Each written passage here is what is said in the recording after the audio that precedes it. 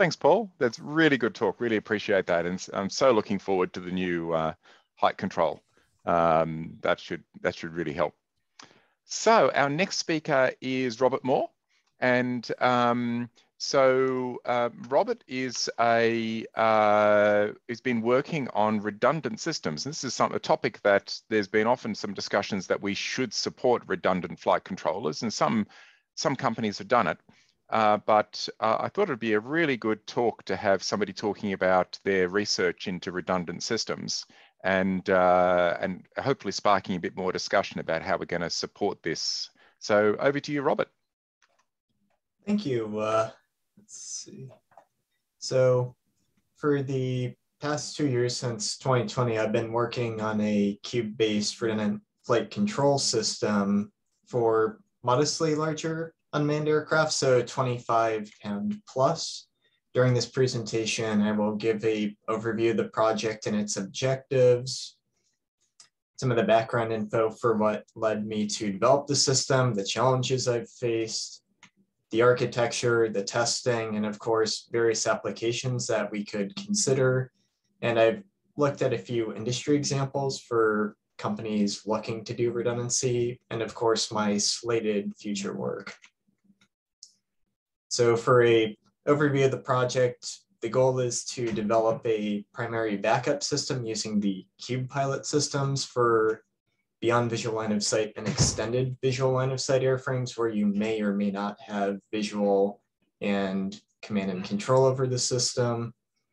For simplicity, for my coding, I chose a primary backup arrangement where, although not as ideal as, say, a triple redundant system, it still has a backup which can monitor the flight in case something happens with the primary. One big advantage of my system is I am utilizing the JITI systems, which their focus is on telemetry feedback to the user. So the Meson ESCs, which can give status and health on temperature, motor RPM, battery voltage, and such, complementing what you receive in Mission Planner. And of course, the JITI Ditech servos, which can give you a range of things from the torque produced to their position, to the voltage they receive, all vital when we're going beyond visual line of sight and want to know what may or could happen in a flight. And for all of my programming, I've been utilizing the Lewis scripting for the system switchover logic from primary to backup. So for the project objectives, this is all part of a NASA-sponsored grant through the university's Student Research Challenge, and they are addressing, so they have some research goals. I am addressing 2 of those. So the primary one that the redundancy focuses on is assured autonomy for aviation transformation. A tertiary goal of the project is transition to alternative propulsion and energy, which is outside the scope of this talk, but it's Pixhawk controlled variable pitch systems.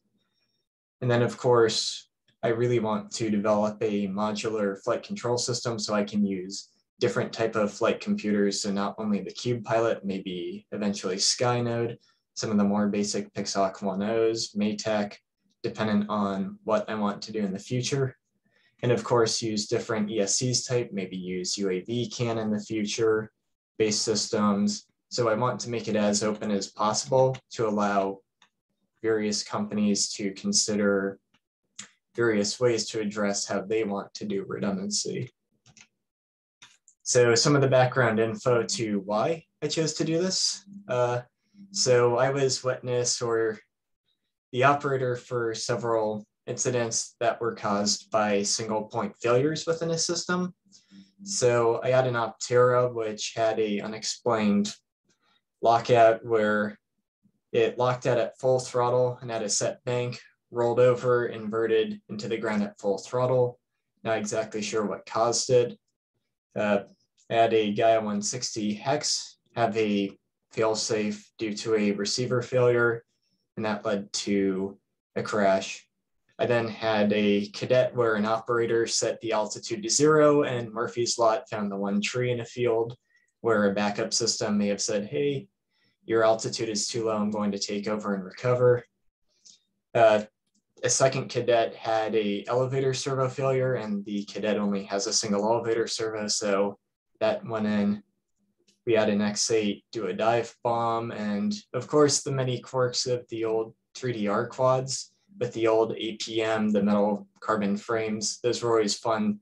Most of the time they would work, but then sometimes they would go absolutely wild. And of course, though not Pixhawk or RDoPilot controlled, that airframe in the presentation had a single elevator servo, which failed, and then that led to its unfortunate demise and destruction.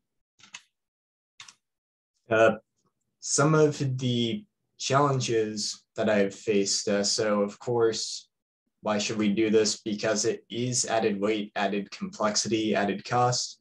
For example, to add in a complete new cube orange system with the HERE 3 and the RFD and the receiver on top with some of the other odds and ends, that's about $1,000 in added hardware and about 200 grams.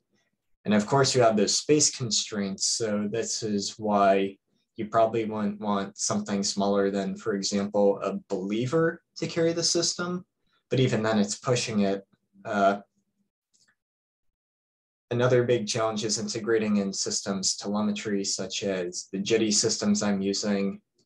With one of my advisors for the project, we're still having challenges adding in the telemetry because most of the documentation is for creating a device to feed into the JITI system, but not take the JITI telemetry and then have, say, a third-party flight computer read it. And of course, the big question that we must ask is this really needed given the rapid developments of the software, the improving hardware, given the triple redundant IMUs, the dual power inputs on a 2-1. And of course, you could add in multiple GPSs, multiple sensors. Of course, say that flight computer fails, it's still a single point failure. So it's where do we want the single point failure to be? So at the completion of this project for the desired outcomes, I do want the backup flight computer to review its own data and then determine if the following has been exceeded, such as attitude. So does it exceed a certain pitch angle or a certain pitch angle or roll angle? That could have saved the Optera. It would have been auto-leveled, recovered. Airspeed, say something happens with the primary where it puts into a stall or overspeed, it could then recover. Altitude, in the case of the cadet, it would have been nice to have something to recover the cadet and bring it above the tree line. Or, though I haven't had happen, say a geofence breach, as of now for the AUVSI competition, they would desire mission termination. But what if we had a backup system which instead of killing and crashing the aircraft, we could then recover it to a predetermined point. And then I would like eventually within the RDoPilot architecture to receive the JITI-based system, service status and health, which would also help with diagnosis for flight continuation, termination, or aircraft recovery from a BV loss operation, motor or gas engine status and health, and then use the overall system health and its diagnosis to continue a flight, abort a flight, or worst case, terminate a flight. So here's the general system architecture, which is the Cube Pilot and JITI-based system. So in the center of this, I'm using a JITI central box, which has up to 3 RCNs, so RX1, RX2, RX3. Right now I'm doing RX1, RX2, and using RX3 for the JITI box telemetry output, just to see if I can decode basic telemetry.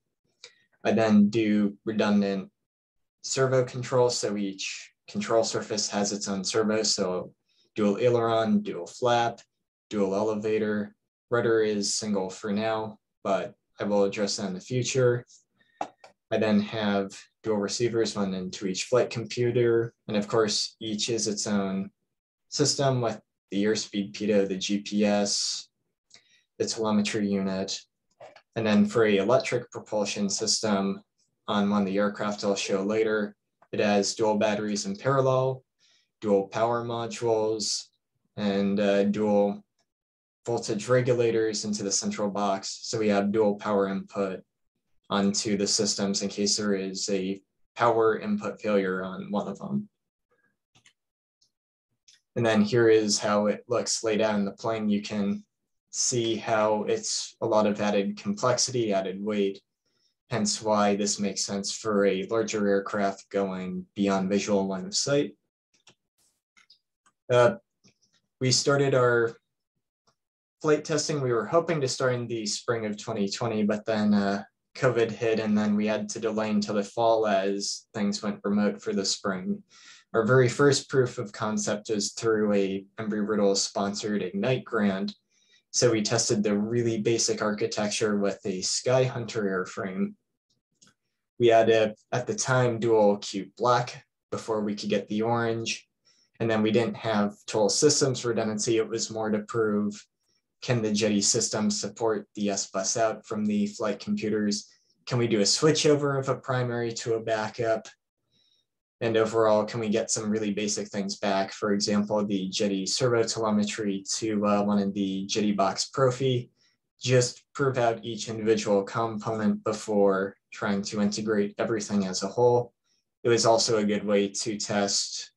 At the time, we were looking at Python versus Lua scripting, but once we realized that Lua scripting was on board the aircraft, it was better to use Lua scripting for the switchover functions, which my team developed. And then the proper initial testing began under the NASA grant as well, once we got all the parts in. So we ended up using a Flex Innovations RV8 because it conveniently fit the Jetty mini size servos, the TD086. So it was a fairly easy swap. It has a large amount of fuselage volume for avionics, battery, a good propulsion system for doing tests. And also, prior to ever putting stuff in the airframe, we made a Iron Bird as shown in the prior picture, just to do our basic software in the loop, hardware in the loop before integrating into the airframe. We then did some basic flight testing, and then I'll explain some of our findings a bit later. From the initial testing, we actually found a really unique flaw which we had to address, which was outside the design parameters of two Pixhawks working in independent, essentially. The backup Pixhawk we learned cannot be in a stabilized or autonomous mode because it thinks that it is trying to control the aircraft, stabilize it. We found out that it maximizes each surface to max PWM value and then bangs back and forth from min PWM to max PWM. So during one of our switchovers from an extreme recovery situation where we forced the airplane inverted, the backup, instead of self-leveling and taking control, it attempted its best at a knife edge spin, which at the altitude and airspeed we were at, I could not recover in time. So that was a total loss of an airframe, unfortunately. Yep, and as Pierre Hall said, we would need a standby mode on the plane to fix that. Tridge, I believe you and I were discussing that a bit earlier on this year. Yeah, so we've got a standby mode for copters, but we don't yet have a standby mode for fixed wing. And that's something that, I mean, we could utilize one of the existing modes like loiter or something like that. Would be the obvious one. Maybe a fairly flat loiter, so a large radius loiter would be a reasonable standby mode. Yeah, that's not integrated yet. That could, of course, be done just with the Lua scripts. If the Lua scripts are aware of who's supposed to be the master and the slave, you'd have to be a bit careful about integrator windup because the standby one isn't going to be doing the same navigation path. So it would really need to, when it's not actively controlling the aircraft, it should be going and telling the various integrators to not wind up, so that, you know, it doesn't end up putting hard over aileron when it takes over, for example. Yep. And our solution to this, we ended up having our core flight modes set to just be manual. That way, if the backup is not in control, it won't try to max out the PWM. So what it does is once it exceeds, it then uses a stabilized mode to auto level, and then it chooses to either remain in stabilize or go to full autonomous. And then in the way that I've set it up, it usually goes to a loader point near the launch area. That way the operator can recover in his desired flight mode within telemetry range to set the flight mode. From the initial testing, and it's still a bit of an ongoing challenge, Jetty is apprehensive, understandably, to interface with third-party like RDPilot, so reverse engineering XBus and JettyBox to read the telemetry has not been fully successful. So as of now, we're keeping it as two independent. So everything Jetty is going down onto my DS12 controller, and I've set warnings for, say, a servo failure or such. It's not ideal.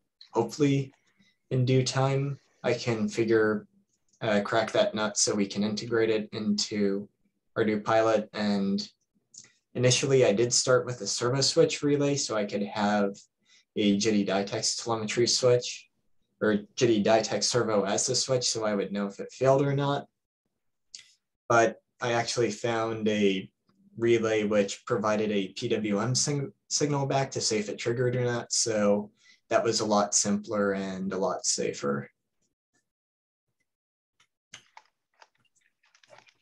Let's see. There we go. So here was a clip from one of our flight demonstrations where I wanted to put the airframe into the most extreme case. So a deep stall caused by pilot abuse and its nose pointed vertical. So let me play the video. It's essentially me aggressively yanking on the sticks.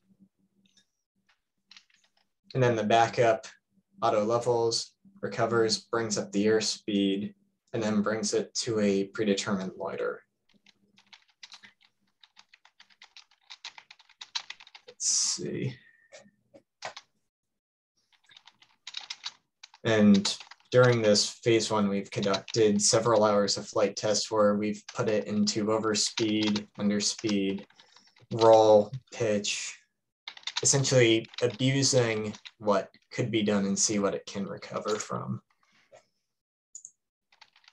And I guess one anecdote, it's really nice being able to test on a aerobatic model airplane because the wing loading and the airfoil selection, it is a lot more forgiving for recovering from an extreme situation from, say, versus, say, a Mugen or a Believer. So it allows us a lot larger safety error or safety margin to prevent something bad from going wrong and allowing us to recover from far more worse situations than, say, a standard UAV could recover from.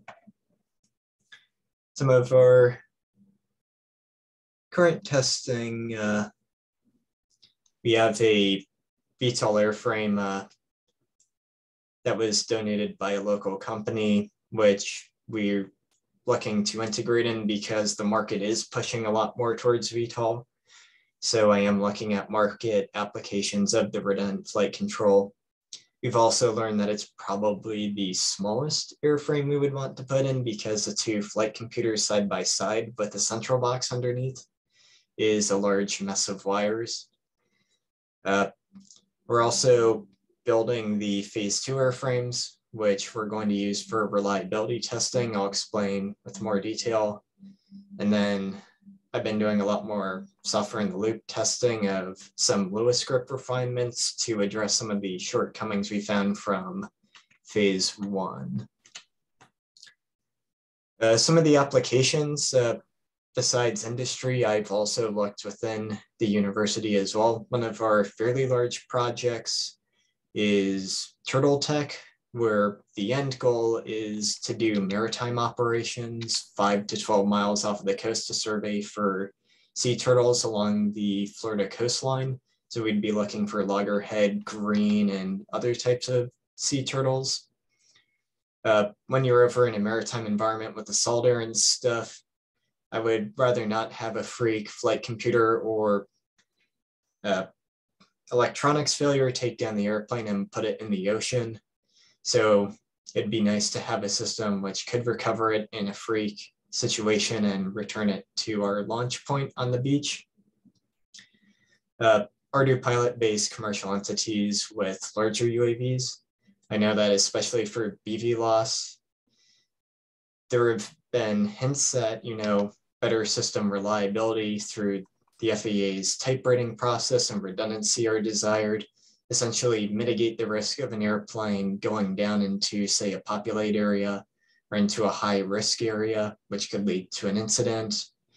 And of course, any UAV that operates over a hostile environment, say maritime or a desert or, a forest, in the deep woods surveying a power line, you'd want something to recover the airframe and bring it back instead of, for example, say have a parachute as the, last chance of aircraft recovery to prevent a severe crash.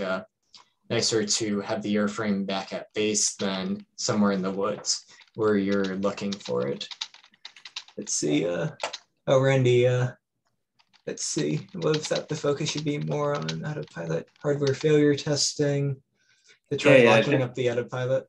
Yeah, I totally don't. I totally agree with what you're saying. All those comments about keeping your planes out of the ocean and the desert and stuff. I totally agree. I was just thinking, there are so many different types of failures. Of course, there's sometimes the autopilot, maybe one autopilot overheats, for example, if you're in the desert and it loses its, I don't know, its gyros go nuts or something, and it loses its attitude maybe or something like that. You can sort of imagine. And in that case, you definitely would want to switch over to the first one. And maybe the autopilot doesn't. Well, I guess I'm saying that there are obviously many different types of failures.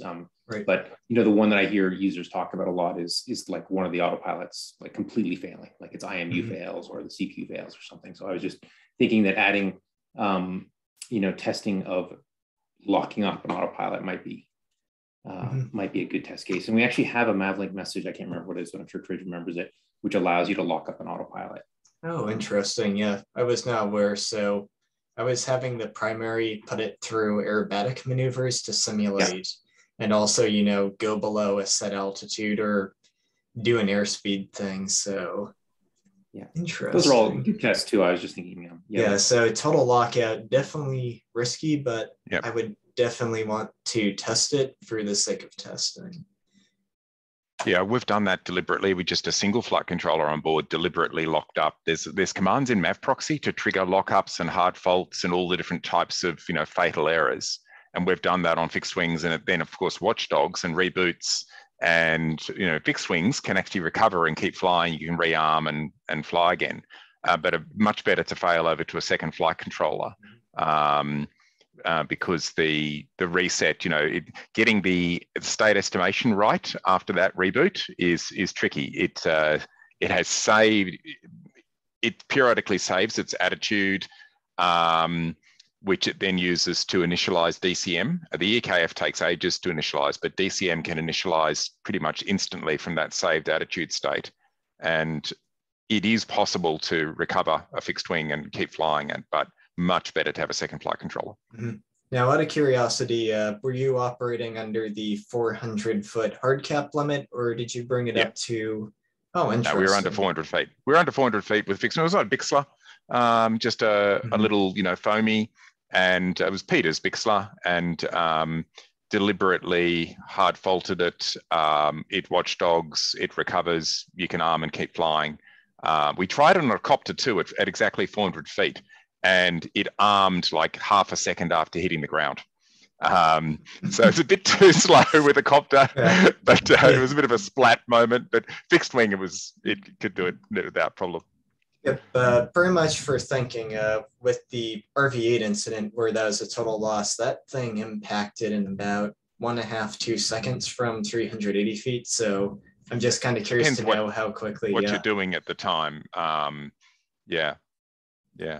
Yeah, like a stream level, it could recover, but say in the RV8s, I mean, it was inverted and then entered a knife edge spin. That would be definitely a challenge. So if you don't mind, could you go back to the slide where you had the dual cube orange there? And let's see, right towards the beginning, the dual cube orange in the plane. I mean, the one in the aircraft, fitted in the aircraft. Oh, right this towards one. the beginning. And the reason I'm doing that is I've asked Philip Rose to join the chat. And so Philip's the designer of the cube orange. And the reason I asked him is he's said it's okay for me to show this prototype board, which is the next generation. It's called Cube Red. It actually has 2 H7s in it. And so in the future versions of that QPilot Autopilot, the default will be 2 flight controllers. Oh, cool. So that means we're going to find that in the future, a large proportion of our user base will have a flight controller with dual H7. And both H7s have access to the IMU, and both H7s have access to CAN bus, which means with CAN bus servos like this, you actually get redundant actuators. With CAN bus ESCs, you can do redundant. So Philip, do you want to, I'm sorry to hijack a little bit, just Philip's, I know he's actually at an event, he's only got a couple of minutes. I thought maybe he'd point out what's coming here and how relevant this is to redundancy. So yes, I'm actually at the Formula One at the moment. So there's a gap in the lap, so we should be good for noise. Yeah, so basically the CubeRed has dual H757s, and the H757s are actually dual core processors. So technically we have 4 processors on board.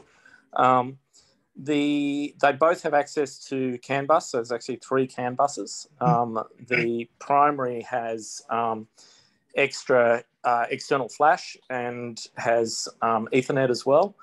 So it's got a bunch of goodies on board. It has 4 IMUs, so the secondary processor has 1 IMU. And yeah, basically the idea, it has 2 connectors on the bottom as well. So there's power coming from either connector. So if a connector fails, if a CAN bus fails due to a connector, it's got a second path. So everything is sort of dual. You can't see the second connector there because it's underneath the adapter. And I've got a feeling in your one there, if you try and pull that off, you might break the 3D printing. So you might need to be a bit gentle on that one. Yep. But Tridge literally has the only one in existence that has a form of case of any sort on it. But yeah, we're just doing bring up now. But the intention there is that we can run full RGPilot on both processors. And that actually still leaves us 2 extra processors. So Randy's comment about now we can have 4, technically, if you wanted to put a really cut down version of RGPilot, you could technically have 2 versions of RGPilot running on both CPUs. Yep. But yeah, so the first carrier board that we're actually going to release for that one is actually going to have 2 CubeReds on it. So yeah, it's going a little bit crazy, but there's definitely some specific applications that really, really, really want the autopilot to stay up no matter what. So yeah. Now, would it be... Oh, sorry. Would it be overkill to say go with triple redundant processors, or is this the crawl walk run where first we had the first processor, now we have redundant processors? Would triple be overkill at that point? Well, I suppose we'll end up with 4 when we have the 2 of those on one carrier board. But really, then it comes down to how do we decide which one is in charge? There's a whole bunch of logic needs to be sort of decided as the RGPilot team as to how do we want to use the technology and what's the best way to do that. Yeah. So lots of, at this point, we've got the hardware. We've got people like you that are doing dual redundancy with lots of equipment and wires and stuff all over the place. The problem with the rat's nest is you've added redundancy, but you've added complication as well. So getting that, absolutely, getting that to a minimalistic point of view is nice.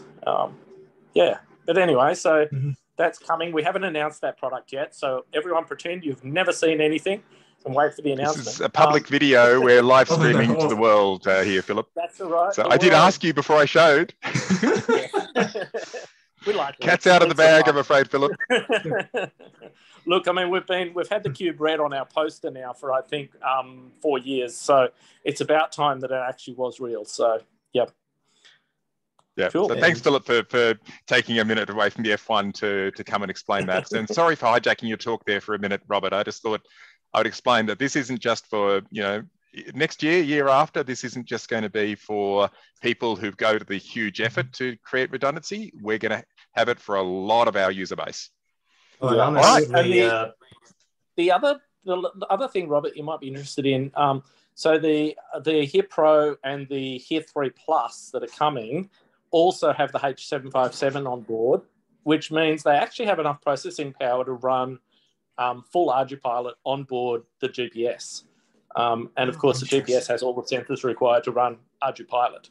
So in theory, you could run, if you've got redundant GPSs, you could actually be running redundant autopilots on your GPSs and then communicating to each other via that and skip the cube altogether. So, there's a few things coming up that could be really cool.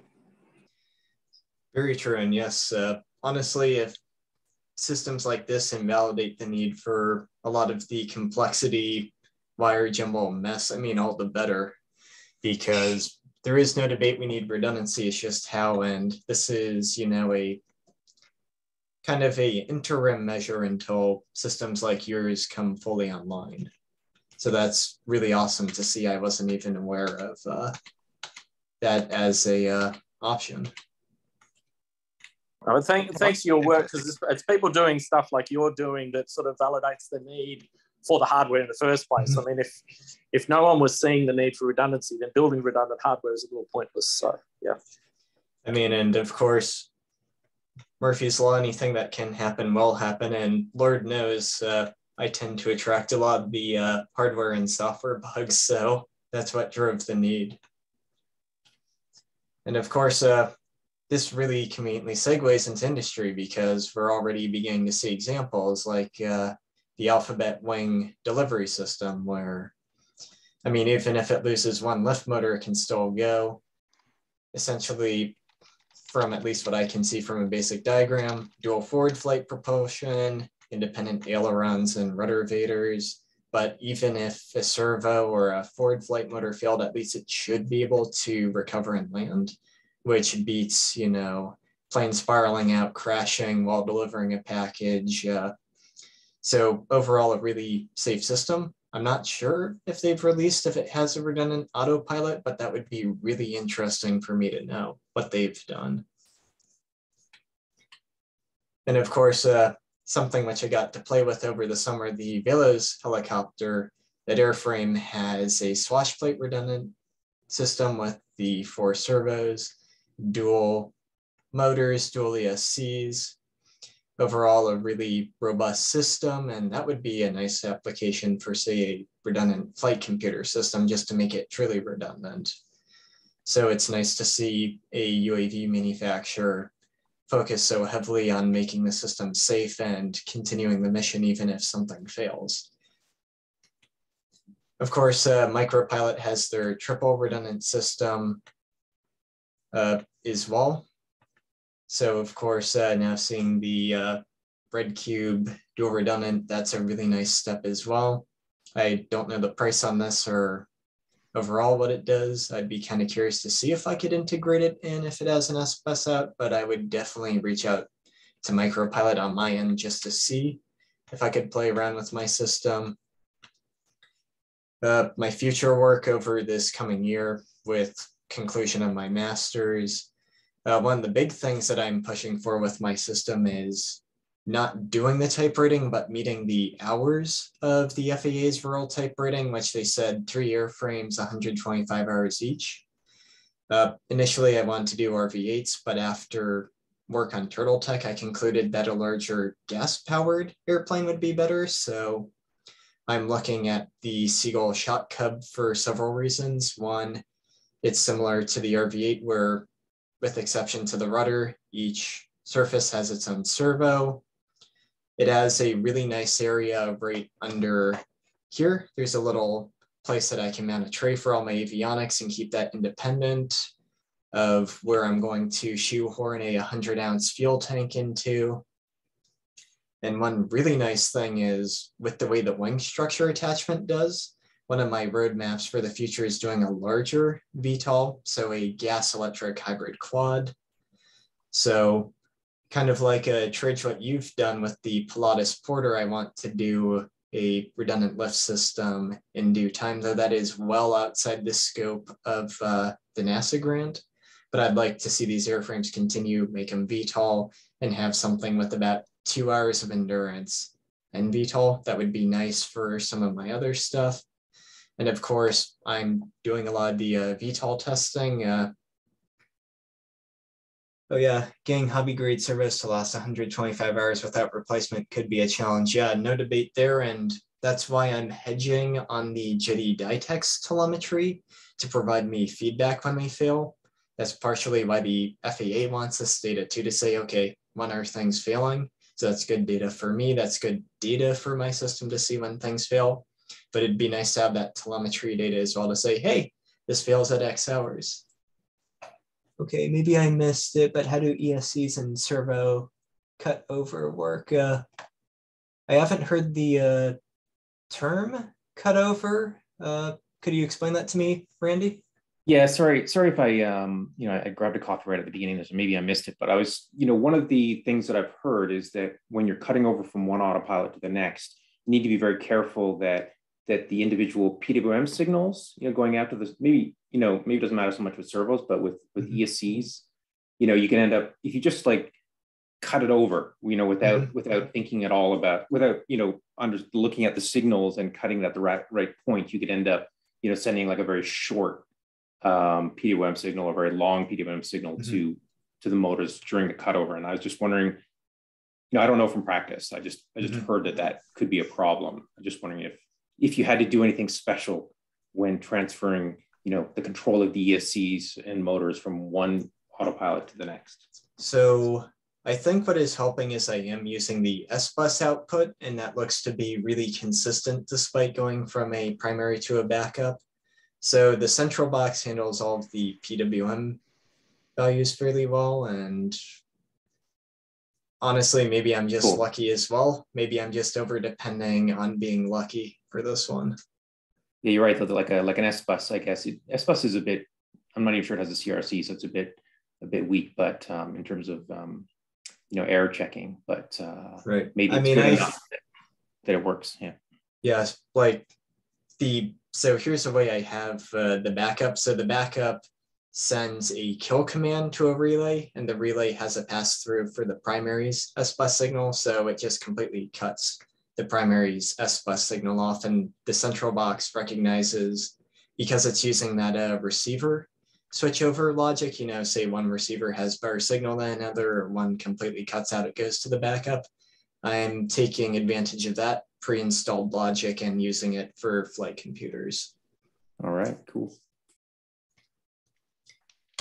Other hardware to be considered. So because I want to use multiple types, not only the Jetty, I'm really curious to see once if FreeSky comes out with a central box like system, which you can feed its exact servo telemetry into, I would love to see if I could do protocol into the Pixoc flight computers and essentially just widen the envelope and not have this system depend on one company for making, a certain telemetry servo, etc. I am interested in the high-tech UAV can. The one thing I noticed is I'm a little bit apprehensive on the carrier board for the 2.1 to power, especially on a larger UAV, a bunch of large power-intensive servos.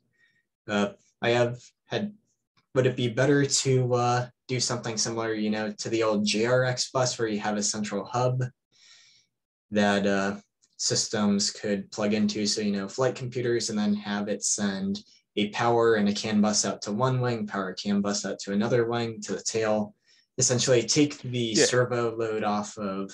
I'm kind of curious to see if high-tech could make something like that if it makes sense.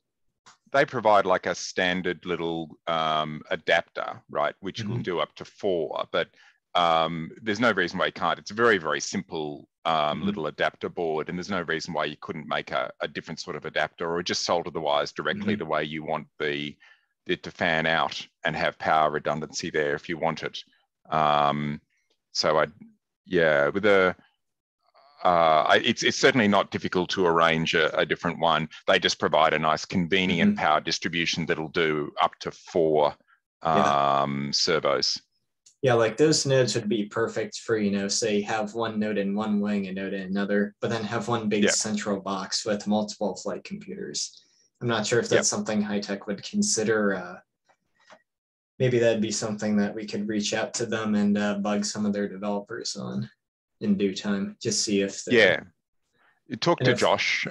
He's Josh Welsh. He's on our Discord server, and he'd be the one. He's from High Tech, and I'm sure he'd love to discuss how you could make better use of the redundancy. They've just brought out a new version of their servo, and I just received it recently. So it implements a lot more of the drone CAN protocol. It's now drone CAN, not UAV CAN, the name. And so it's got firmware update and parameter control via drone CAN and a whole lot of other nice features. So it's a greatly improved version of their CAN servo. Cool. Yeah, and then one other thing I've looked at is I've been curious because PowerBox has been around in the UAV realm. I've been asking if they would be interested in doing MavLink as one of the protocols that they send from their PowerBox systems to, say, example, a flight computer. That'd be kind of cool to have. And I know that they're already beginning to make some sensors for doing similar to what the Jetty Ditech servos are. So who knows, maybe they'll come out with a custom Pioneer that can use the Hacker Ditechs and then send that all to a receiver like a Jetty central box. So it'd be cool to have something like that as well. But hopefully when I speak with some of their engineers, hopefully if they're interested, that would be cool as well. That way I just diversified the portfolio of the control servos and ESCs that can be used just to give users more options based on their preference. And then some concluding remarks from all of this. So I'm focusing primarily on something that's 25 pounds plus, something that can go beyond visual line of sight, and that the basic architectures of how things started with the single point servos causing failures or flight computer failures, how they could compromise safe flight over, say, a populate area for BV loss or some dangerous area like a desert or a forest where you couldn't access. It'd be nice to have more systems which you can use for failure diagnosis. That way you could catch it on the ground or worst case in flight and then be able to recover an aircraft so you don't have to go recover it and pick up the pieces. Yep. Any comments, questions?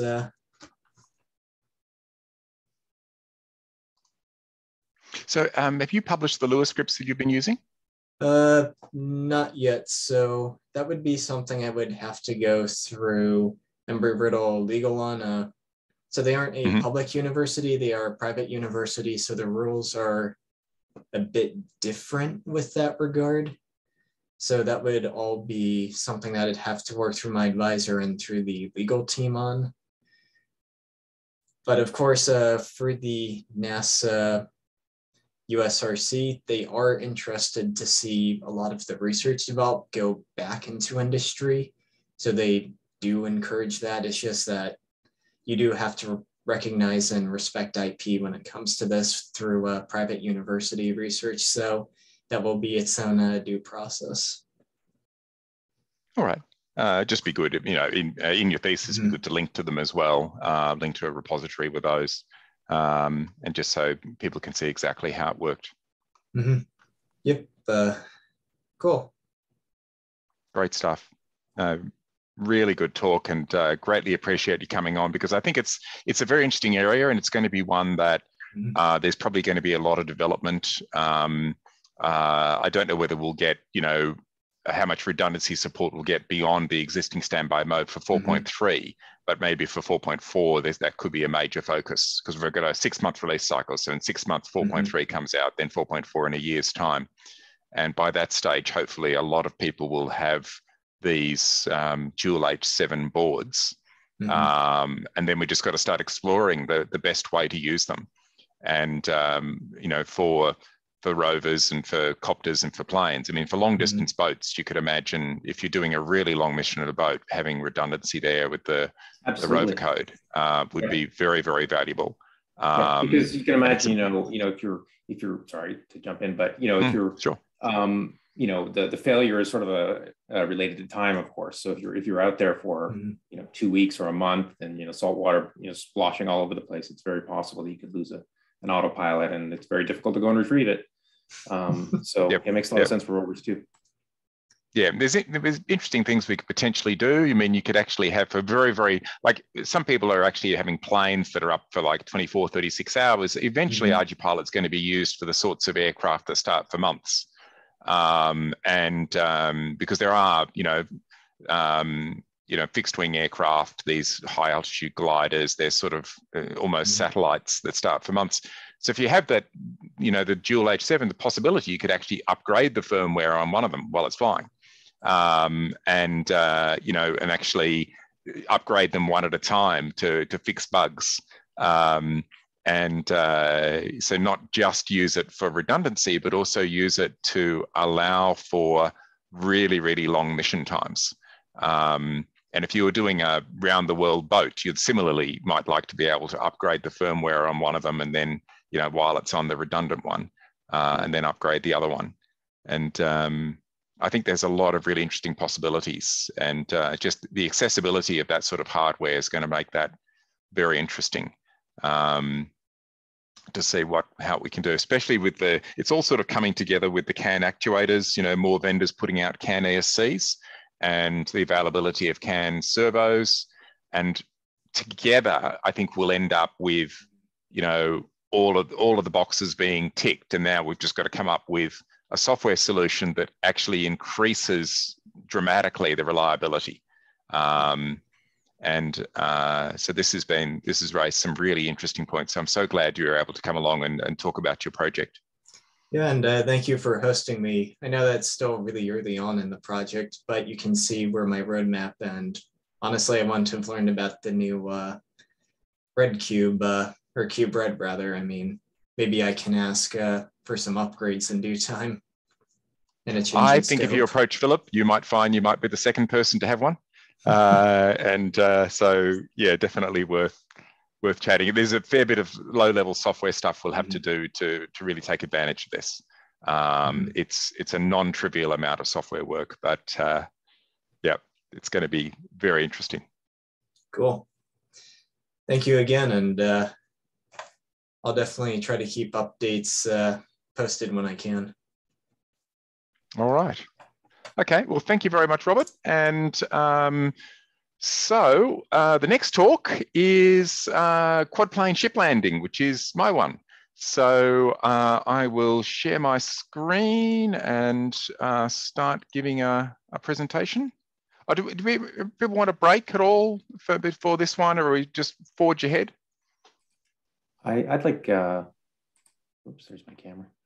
I'd like a couple minutes if possible. I might throw all right. Well, I will pop up the "we're on a break" slide.